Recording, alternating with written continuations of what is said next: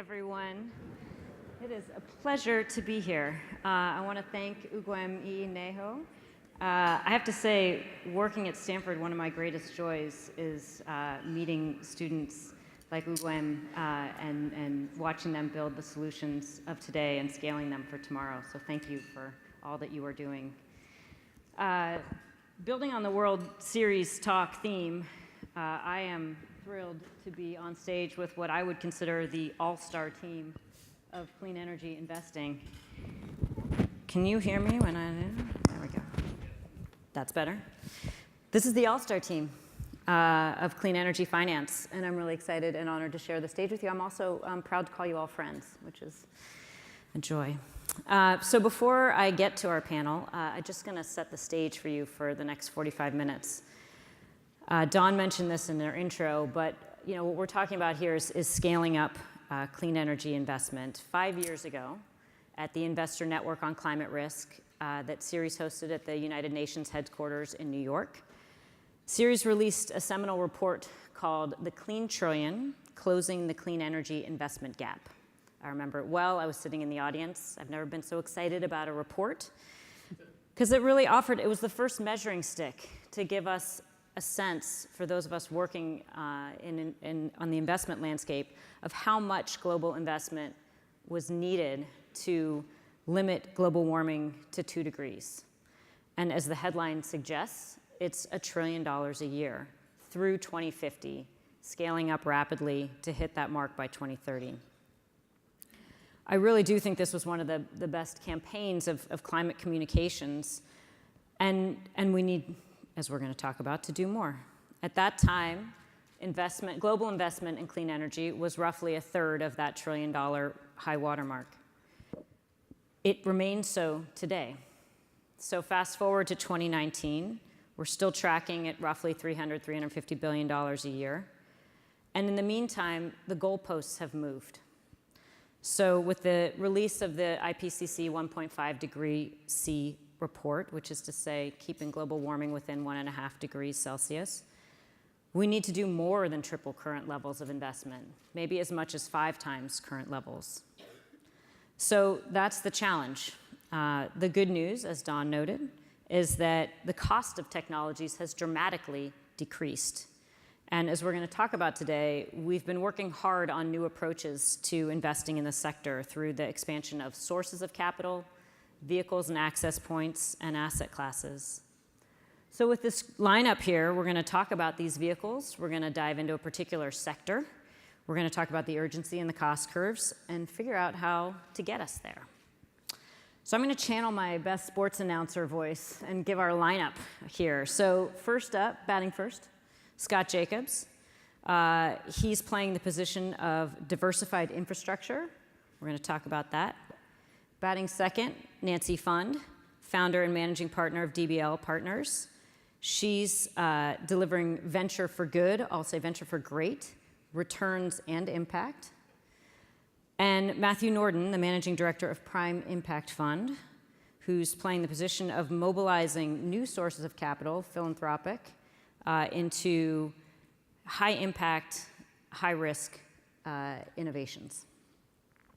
So Scott, I'm going to start with you, and I'm sorry, I don't think I said your title, I just offered your position. So co-founder and CEO of Generate Capital. So Generate's strategy has been informed by the move to a more digitized, democratized, decarbonized, and decentralized infrastructure. What does that mean? How is Generate working to facilitate the transition to sustainable infrastructure? Well, we just heard a lot about the distributed infrastructure that is a key part of solving our climate change and resource scarcity and sustainability issues we face.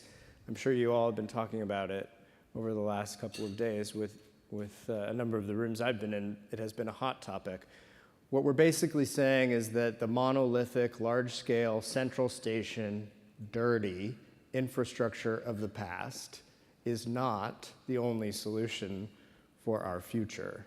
And our future is actually built upon an infrastructure that has 4 Ds. We call it the infrastructure transition. It's decarbonized, it's decentralized, it's digitized, And importantly, it's democratized. What I mean by that last word, because I think it's actually the word you've probably touched on the least over the last couple of days, is that we're thinking the infrastructure transition has a paradigm shift embedded in it that needs to be called out. The infrastructure of the world is going to be determined by the customers of the infrastructure, not by the people necessarily in this room, not by the project developers or the technology innovators, but the people who get to benefit from the infrastructure. And fortunately, that infrastructure can now be delivered to real people who have real choices, instead of through governments that call infrastructure users ratepayers, toll payers, or taxpayers. We actually understand the users of our infrastructure are people, and those people have a choice. And they're going to choose greener infrastructure, they're going to choose more reliable infrastructure, they're going to choose more resilient infrastructure, and most importantly, they are choosing cheaper, better infrastructure today that happens to be all of those things. And so whether you're talking about the power sector, the transportation sector, the water and waste sectors, these are all systems built upon infrastructure to deliver resources to customers. And those resources are increasingly green because they are increasingly cheap. So how's Generate working to facilitate that infrastructure? So we understand that if by definition we're talking about smaller scale, slightly more innovative assets than what we are used to funding as a capital markets community, there's slightly different things you might do as an investor. If you're an infrastructure investor in the room, you probably don't get out of bed for a deal that isn't more than $300 million in size. Those have low risk and likely low returns. So there's only one variable left in order to make money at it. Just like a supermarket, you got to do a lot of volume. Unfortunately, what that means is that the infrastructure that is actually providing the best value to that customer, the most compelling value proposition, doesn't get funded because those projects are increasingly small and smaller every day. We said that we've mobilized $300 to $400 billion for clean energy infrastructure investment over the last 5 years, and that number hasn't changed. The reason that number hasn't changed is because solar's down 90%, batteries are down 90%. We've deployed a lot more of that infrastructure for the same amount of money, right? And so what's interesting is that you have to be able to, first of all, invest for the long term to invest in infrastructure. And most of the investors out there aren't naturally set up to be long-term investors. They have short-term incentives by definition. And importantly, they also have a very large deal size that is required for them to even look at an opportunity. Most of these deals in the distributed, decentralized economy we're talking about that's decarbonized are less than $50 million in size. So we are set up by definition to do small-scale projects and to have a long-term mindset. And that is what you need to do differently if you want to invest in this new world of infrastructure we're talking about. So before I turn to Nancy, I just want to get from you maybe a key milestone for the audience that's a signal that we're getting there. Well, good question, I suppose. But I think that as a company, we have no shortage of opportunity. And we have no shortage of capital being offered to us. So we just need more engines like us. And we need to grow our own engine to meet this opportunity. The clean trillion is out there. We just have to do a better job as investment managers, as project developers, and as entrepreneurs to package it up for the people in this room so that they can see it's a safe, smart investment to make. And we are increasingly doing a good job of that. We've done over $2.5 billion worth of infrastructure in 5 years. Our average deal size is quite small, less than $5 million. But our contracted cash flows are over 90% in terms of infrastructure-like cash flow profiles. So we have a weighted average life of cash flows of over 15 years. We have 90% of those cash flows contracted, and we make more money than most people in private equity or infrastructure. So if there are milestones in there that you're looking for, I think you probably can find them. Excellent. Forgive me, I'm having a little fashion failure with my microphone that's coming in and out, so if you can't hear me as I'm talking, please, someone signal. Nancy, turning to you. So DBL Partners was one of the early venture firms in clean energy, and not only are you still standing, but you are thriving. So building on the themes of Ugwem's World Series talk, tell us about how you've recently expanded into emerging markets. Sure, thank you, Alicia, and thank you, Mindy, and the entire Ceres team for this amazing conference with over 700 people. You play such an important role in the ecosystem, and just very privileged to be on stage here. So yes, we were early in the clean energy venture game. Our firm the people in it have decades of traditional venture experience, and so we backed into the clean tech opportunity when we decided to initiate a new kind of investing. This is when I was still at JP Morgan, that would pay attention to broadening the benefits of venture capital, of entrepreneurial activity to lower income neighborhoods, because in this region, the poor neighborhoods were still poor. They weren't benefiting from the dot-com boom or whatever the boom du jour was. And so that was kind of our focus, and our first investor, the Ford Foundation, gave us an investment with the condition that we count the jobs we created in low-income neighborhoods. That's how specific our mission was. At the same time, personally, I've always been a tree hugger. The day I graduated from Stanford, I went and worked for the Sierra Club in Washington, D.C. on the Alaska Wilderness Protection Act. I didn't know what a venture capitalist was when I was in college, so I didn't ever dream of being this. But what happened is when we started our investing of this place-oriented fund, we noticed that there were some cool solar installations going up in the area. Moscone Center, a few blocks from us, being one of the first solar-powered convention centers in the country. And we recognized that the firms that were leading the way there for that to happen were local firms, and were hiring lots of people. And so that's how we backed into, very early in that 2004 period, investing in the clean energy companies around here. Our first investment was Powerlight, which was sold to SunPower less than 2 years after we invested, and then Tesla was our other first clean energy investment. We were able to back in because we saw the job creation, and so we were able to blend our mission of sustainability with economic improvement, which has been very powerful. Because we do count jobs, we saw much earlier than many that the jobs created in clean energy were quality jobs and were numerous, and so we've been very excited to help the industry use that as some of the political capital that they need to fight the good fight. So in terms of a local firm like ours moving into Africa, I think that we've heard the Solstice story so vividly portray the opportunity there and the necessity. No amount of, while I love the companies that we invest in here, if we don't address the fastest growing continents, including Africa, it really doesn't make any difference. We've got to unhinge the dynamic economic growth ahead in those regions from fossil fuel generation. There's really not a choice.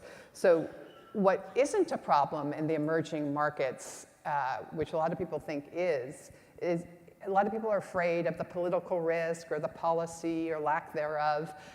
That really that just shouldn't deter investors. And certainly anyone that has invested in the emergence of solar in this country knows that it goes with the territory, that things go up and down within a year or two. Nevada, several years ago, brought solar installations to a grinding halt through various policy developments, whereas last week, the governor just signed a bill saying 50% renewables by 2035 or something like that. So you can't be a stranger to these changing policy shifts. And in Africa, actually, and other developing countries, the incumbents aren't as fully entrenched. So you don't have this drag of the past quite so explicitly. So in some ways, there are some advantages. We so we decided to go into investing in Africa. We have 2 companies there, one in the sustainability space called Zola, formerly Off-Grid Electric, and relating to the Solstice story, which is so exciting, connecting and making energy assets more efficient and able to be peer-to-peer structured. That plus no more diesel generators would be even better. And so what Zola is doing is using solar and storage and inverter technology improvements, many of them a result of collaboration with folks that used to work at Tesla or Enphase and such, real experts and accomplished folks in the field, and allowing that urban population to switch from their diesel generators, which are, of course, a nightmare, both health-wise and climate-wise, and use modern solar and storage inverter technology at the same price. It's a tall order. It took a lot of R&D to make it happen, and we're really grateful for the folks that have worked on that, including the Tesla alums. But it's really going to take an African-based solution to make this happen. And so companies like Zola that started out in Tanzania, went to Cote d'Ivoire, now Nigeria, working with companies like Solstice and others, this is how we're going to make real change. And it really had to start yesterday. I mean, we cannot support any kind of diesel generator-based distributed network going forward. So, Matthew, it's going to be your turn to step up to the plate. Just to contextualize here, though, we have a couple of kind of tried and true vehicles with a new twist, infrastructure venture. Matthew, at Prime, you have created an entirely new type of vehicle. Full disclosure, in addition to serving on the Ceres board, I have the great pleasure of serving on Prime's board. So I would love for you to share Prime's innovation in terms of its fund structure and how that helps innovative companies get the critical funding that they need as they go from, and I always use the Stanford example, campus to Sand Hill Road. Probably the best way to make that a little more personal would be to tell you the story of discovery, because a lot of the words that I find myself using in the impact investing space that Prime inhabits, I couldn't put in the right order several years ago. So I still feel a little bit like a stranger in a strange land. Val from City's remarks earlier, she used the same phrase a few times of miracle breakthroughs. Prime is in the business of funding miracle breakthrough entrepreneurs. And I had learned the venture business at a firm called Venrock that is arguably the oldest venture capital firm in the world, originally formed as the venture arm of the Rockefeller family during the 1930s. And it brought you names you know, like Intel and Apple and Boeing. And I had gone in with a small group to fund energy technology companies, primarily more tech-focused, that could have a big impact on climate. And the good news is that financially that portfolio was very successful. A colleague and I led the Series C round of Nest shortly before it was acquired by Google. We did a company called Lucid Motors that is a Tesla challenger focused on the Asian markets, which means all the cool stuff is in the back. Because if you own the car, you probably have a driver, so you optimize for the rear seat experience. Took $1 billion from the Saudi Public Investment Fund at a multi-billion-dollar valuation just a year ago. So all that was wonderful. But I was personally really frustrated because I was running my own little revolution versus reform experiment, seeing could you, inside a venture firm with a pretty extraordinary track record and an extraordinarily long leash, fund true breakthroughs at the early stage. Hard technology advances, usually right out of a university or a national lab, usually with a pretty raw, often incomplete entrepreneurial team, and take that from a project or a research exercise into a company. And I tried that for 5 years inside those walls, and the answer was no. I would come to the Monday morning partner meeting and we could get Nest done, we could get the power electronics company done or the EV company done, but we would show up with, this is like an antenna, but it tunes heat into power. or this is a pathway to do economical mass electric aviation. And the attitude of the partners who owned the firm would all be the same. It was, we love this idea and we love these people, but they should come back in 2 or 3 years. This is a little too early and a little too risky for mainstream venture investors. The problem was if those entrepreneurs then went down the road to Sequoia and then down the road to Kleiner Perkins and everyone passed, there wasn't going to be a 2 or 3 years from now. And if you're a brilliant young entrepreneur out of Stanford or MIT, you probably don't beat your head against the wall forever. Eventually you give up and go work at Google X. And I had a pretty good problem statement. I didn't have a solution statement at all. I did, however, have a friend, a brilliant young woman who had run a small family foundation and then studied philanthropy as a system in the systems engineering program at MIT named Sarah Carney. And Sarah sat across a table from me in Venrock's offices in 2013, and we had this, one of these life-arcing conversations where she said, Matthew, I think I've got the answer here. If you look at US family foundations alone, so forget about corporate foundations, donor-advised funds, the other 200-odd countries in the world, just US family foundations, they have about $600 billion in assets. This is 2013, it's a higher number now. And I remembered thinking, well, that can't possibly be true because the entire venture asset class is only about $150 billion. There's no way that foundation assets are 4 times that. Of course, she was right. And then she got across that, and as it so happens, there are mechanisms in the tax code that allow you to take dollars that you would otherwise grant, which have no concept of taxation, and invest them in ventures that have social outcomes, provided that you can demonstrate a couple of things, that the investment is in line with the philanthropic motive, and that the round would be unlikely to come together but for that philanthropic motive. And it's funny, I had that conversation and I initially thought, well, that can't possibly be right. I mean, if that tool set existed, and that immense untapped waterfront of highly risk-tolerant capital that could fund these otherwise really difficult to fund businesses at the early stage was there, clearly this would already be mobilized, right? And I told Sarah, I'm really interested in your project. I'd love to provide you with some feedback, but I wasn't really leaning forward.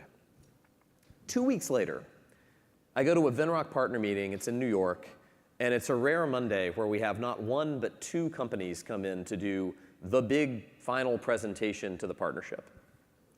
The first one is a hard tech company. It's in my space. Lots of great things about it. Really extraordinary founding team, awesome angel investors. It was a consumer proposition. It had an oversubscribed Kickstarter.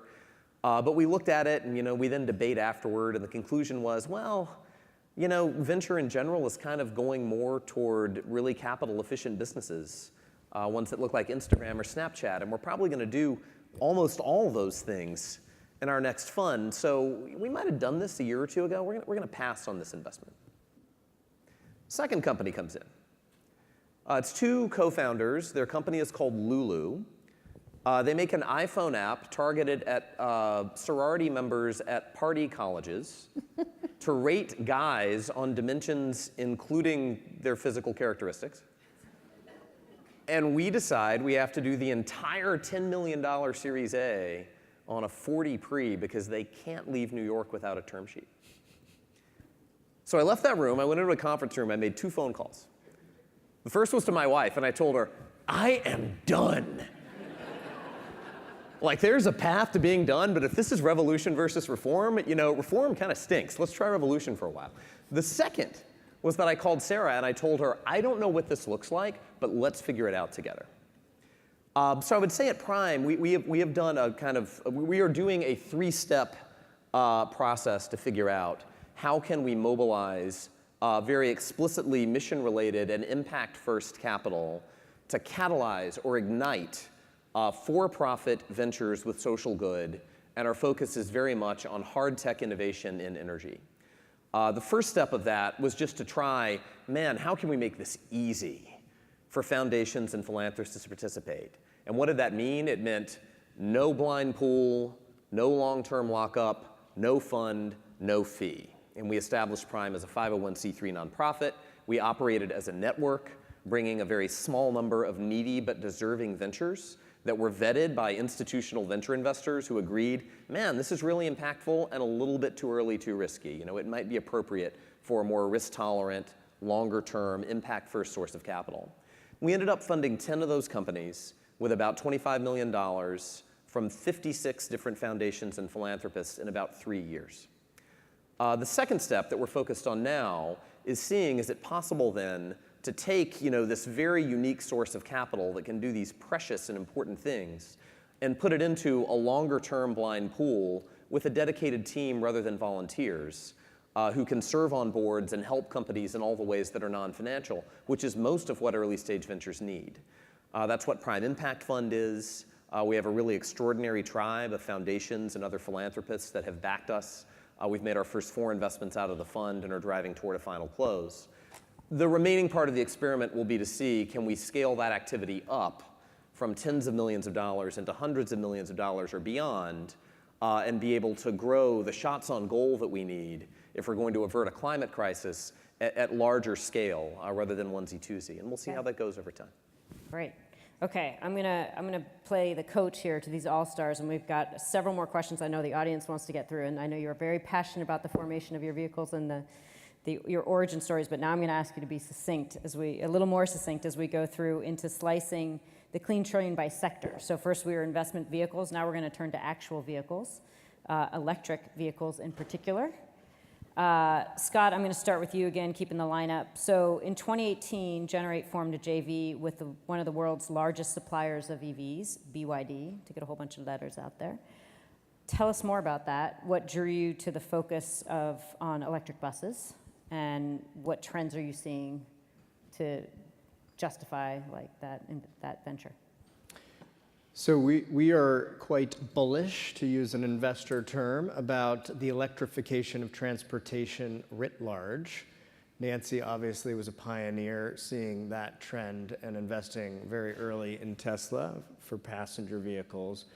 We also believe that in addition to what we're all seeing on the roads, especially here in California, where Tesla has become, as some people call it, the Camry of Silicon Valley, that mass transit will also make this shift and perhaps make it even more in terms of the number of riders that will be on electrified mass transit rather than some other form of power propulsion. And so we went out and said, how can we help create the solution that is compelling to the fleet owner or the fleet customer? Again, what I said before, we care about customers. And we actually understand that customers have a choice. They have a choice between diesel crappy buses or clean, wonderful electric buses. And if we can take the upfront cost difference out of the equation for the customer, we can eliminate the single biggest barrier to adoption. Because electric buses cost more than diesel buses, because you got to buy all the sort of stuff for it, including most of the power for it, in the form of its battery up front. Sure, you fuel it as in you charge it over time, but you need to actually figure out a whole new infrastructure for those electric buses. And so we created a model that borrows on what we've done in other areas, which we call infrastructure as a service. Our model for transportation is transportation as a service.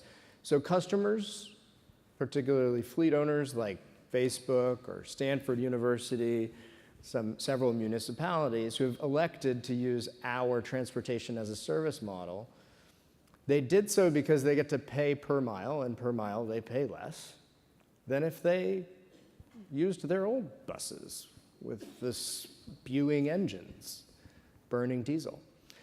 And so it took away that big barrier to adoption. And the second big barrier to adoption, as you all know here in this room very well, is risk.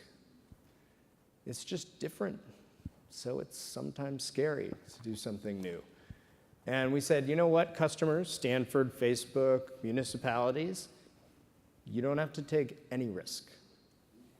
We'll manage the buses, we'll manage the fleet, we'll manage the charging, we'll make sure you get exactly what you want, which is a lower cost per mile and no emissions. We took that risk. That's what we do as investors. We take risks that others don't want to take. And so we partnered with BYD, the largest electric vehicle company in the world by several orders of magnitude, and Warren Buffett's their largest shareholder, to bring these buses to the fleet owners and operators of the United States and North America. We would work with lots of different electric vehicle bus companies. We don't need it to be a BYD bus, but this transportation as a service model is currently available with BYD buses, and importantly, delivering to customers cheaper, more reliable, and much more environmentally sensitive transportation options. Great. I didn't know you were powering our margaritas. Nancy, I want to turn to you. DBL was early in Tesla at a time when there was significant skepticism about EVs, and since then, as we all know, Tesla has become the coveted car but for people who didn't even think about cars before, including myself, full disclosure. But I'd love to hear you talk more about the early challenges in doing that deal and your thoughts on Tesla's current market impact. Well, if you want me to talk about the early challenges, I can't be succinct. Could go on. Highlight reel. Could go or low light reel. Afternoon, yeah, talking about that. Yeah. Way harder than we thought, way more expensive, took much longer. The general sentiment around everything was negative. The incumbents either laughed at or diminished the effort, and many of them hung on, for example, the car dealerships, to a century-old advantage that they had to prevent new entrants from selling cars directly. The crash of 2008 happened right about the time that we needed a huge infusion of cash, and you all remember what that did to your portfolios that year. So imagine being in a EV startup that people didn't take seriously and trying to raise money. Ironically, because the government stepped in to bail out Detroit's auto industry, we raised our hand and said, the next gen car companies need help too. And so we got a very small slice of that loan assistance, which, as you probably know, was repaid years ahead of schedule. And that became an inflection point for the company as we were able to finally develop the factory to make the Model S. So I would just say that it was if we'd known how difficult it was, maybe we would have thought twice about investing, but that's our business. We've got to go in with incomplete information and then help to keep things going when no one else really has an interest in doing so. In terms of its effect on today, I mean, let's not kid ourselves. We would not have the growing global market that we see for electric vehicles without Tesla. I mean, it was Tesla that made EVs cool, made them increasingly more broadly accessible, made them a phenomenon on social media and in the popular culture. And so most importantly, I think what Tesla gave to policymakers was the confidence that this was actually going to work, it was going to scale, and therefore allowed policymakers to make those anti-fossil fuel tax decisions or policy decisions that now happen almost every day. Yesterday it was Los Angeles that set a target for 80% of vehicle sales by 2030, I think. So this is just happening over and over now, and it has to do with that ability to capture the minds and the hearts of the consumer. And for all of the wasted time everyone spends on Twitter around Tesla, this is its fundamental legacy, is that without that vision and hard work and ability to just thumb their nose at naysayers, we wouldn't be sitting in this room talking about electric vehicles to the extent that we are.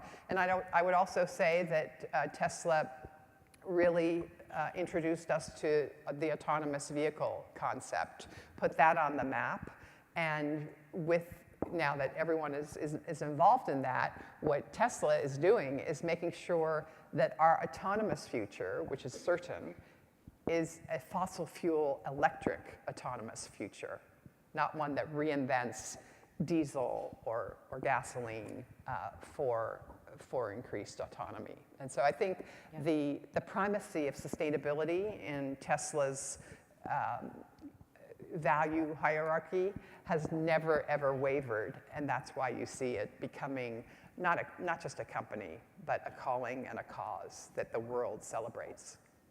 Those points are well taken, establishing the market and as one legacy, and then this idea of autonomous future. And it'd be interesting to have another conversation about governance and how you ensure that integrity as you build the autonomous future. And I think that those points are well taken, and I want to use them to build on the question I'm going to ask Matthew, which is the farthest upstream innovator here. You're taking this EV concept aloft with Wright Electric, electric aviation, which we all probably 5 years ago there might have been a giggle in the room here. And is Wright Electric going to be what Tesla was for EVs? And is that the best way to decarbonize the aviation sector? Yeah, flight is a tough problem. That's going to be one of the last redoubts of climate change. It's up there with industrial process heat as what's on the lagging edge. So there are a bunch of companies in the Valley, right, who have gone at electric flight through one path, which is to start with sort of high-end air taxis for the rich, and then maybe over time that trickles down. That's a totally valid path. That may be a way that we get there.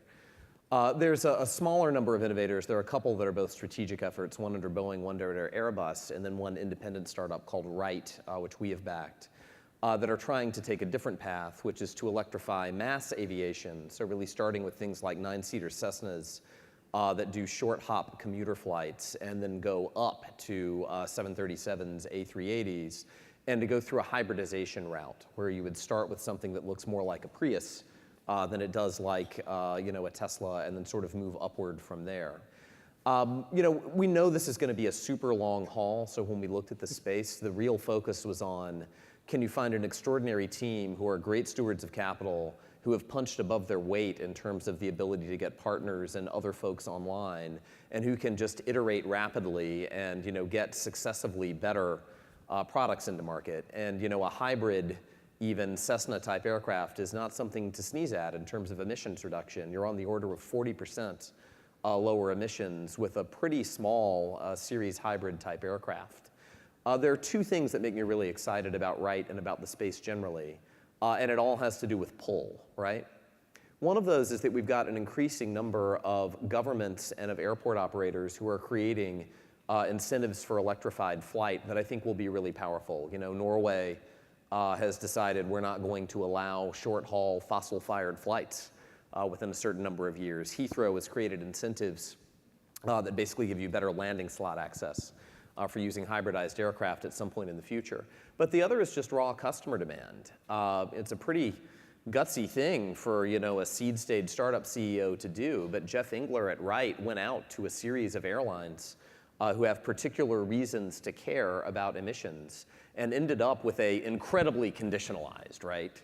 If, then, and when to the gills, but a conditionalized order book from 6 airlines for $1 billion in aircraft orders with initial series hybrid aircraft, provided that price X and performance Y could be met. So I think the demand is strongly there, and regulation is very much on the right side, and it will need to be if we're going to be able to get electrification of the air done in the time frame at which we'll need it. Yeah, great.